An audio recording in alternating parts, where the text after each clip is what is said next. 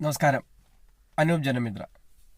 ഇനി മുതൽ തിയേറ്ററുകളിൽ സിനിമ കണ്ടിറങ്ങുന്ന എല്ലാ പ്രേക്ഷകർക്കും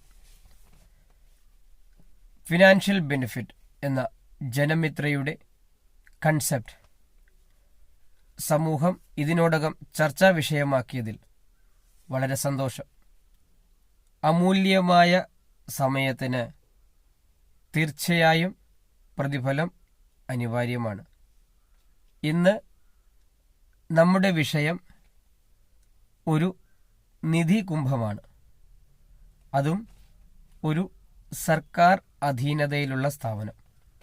മറ്റൊന്നല്ല,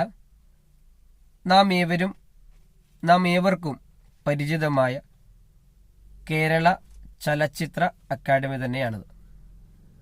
മാറി മാറി വന്ന സർക്കാരുകൾക്കും കേരള ചലച്ചിത്ര അതോറിറ്റികൾക്കും ഇന്നും പിടികൊടുക്കാതെ നിൽക്കുകയാണ് ആ നിധി കുംഭം. അതാണ് ജനമിത്രയുടെ ദൃഷ്ടിയിൽപ്പെട്ടത്. ജനോപകാരം എന്ന നിലയ്ക്കാണ് ജനമിത്ര അത് ഇവിടെ അവതരിപ്പിക്കുന്നത്. ഏതൊരു സർക്കാരിൻ്റെയും മോഹാവേശമാണ് സാമ്പത്തിക സ്രോതസ്. എന്നാൽ തങ്ങളുടെ തന്നെ അധീനതയിൽ, അതും കൈയെത്തും ദൂരത്ത് നിധിയിരിക്കുകയും സമ്പത്തിനായി മറ്റ് പല പോംവഴികളും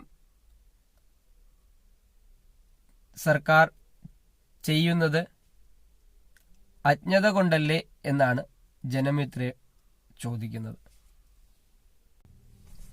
എന്തു തന്നെയായാലും കേരള സർക്കാരിനും ഒപ്പം ജനങ്ങൾക്കും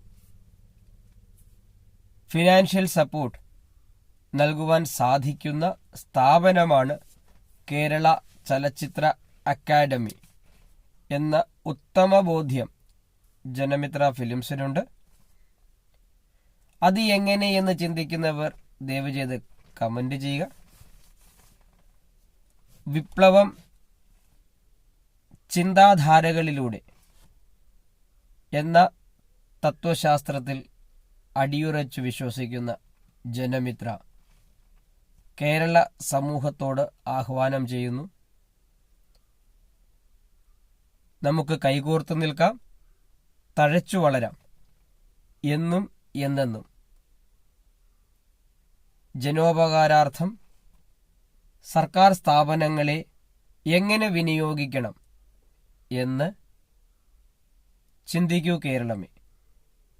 നന്ദി.